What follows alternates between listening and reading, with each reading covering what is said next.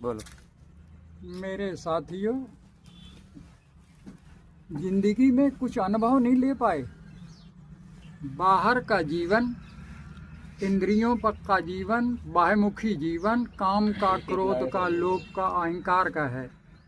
और स्वयं की तरफ मुड़ो तो वो जीवन परमात्मा का है, शाश्वत का है, सत्य का है, आनंद का है, प्रेम का है, करुणा का है, दया का है। लेकिन बाहर इतने संघर्ष के बाद भी न शब्दों से समझ पाए, न धन से समझ पाए, न स्त्री से समझ पाए। पर की यात्रा नरक की यात्रा है, स्वयं की यात्रा परमात्मा की यात्रा है। हमारे संत सब कह रहे हैं कि वासना दुख का मूल है।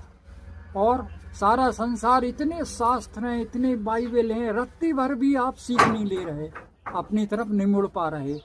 जरा भोले बाबा की तंत्र सूत्र की विधियां देखो, अपने आप को स्वयं की तरफ मोड़ो, उन विधियों का प्रयोग करो और अपना जीवन सफल करो। अभी तुम्हें बाह्य जगत में मिला क्या है?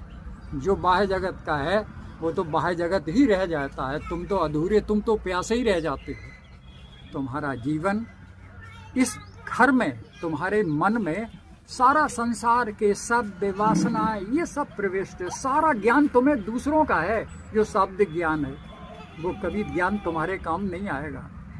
तुम्हारा ज्ञान अनुभव का ज्ञान है, तुम्हारा ज्ञान अनुभूत का है। जब अपनी तरफ लौटोगे तभी तुम उस सच्चे, उस प्रभु को, उस भगवत्ता से जुड़ पाओगे जिसका नाम परमात्मा है। परमात्मा यानी दूसरे से नहीं, स्वयं से जुड़ना। और स्वयं से जुड़ने के लिए किस भाषा की जरूरत?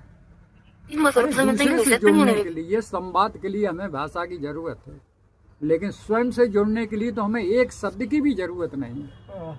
अपनी तरफ मुड़ो, अपने घर के, अपने शरीर की एक एक कार्य के प्रति साक्षी बनो, उसके साथ जियो।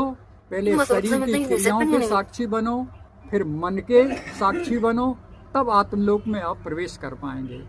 कृपया ये ध्यान की बात है, और ये ध्यान आपको वाणी से नहीं, कोई सद्गुरु मिले, कोई जानकार मिले, जिसने स्वयं को जाना हो, वही आपको दिशा दे सकता है। वाणी आपको कुछ नहीं सिखा सकती।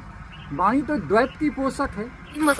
वाणी हमें अच्छा भी करवाती है, बुरा भी करवाती है। वाणी से हम साधु भी हैं और शैतान भी हैं, जबकि वाणी के परे हम परमात्मा हैं। और वाणी ने हमें दो में बांट दिया है, इसलिए वाणी आपका हित नहीं कर सकती। वाणी के रहस्य को समझो। वाणी ही वाणी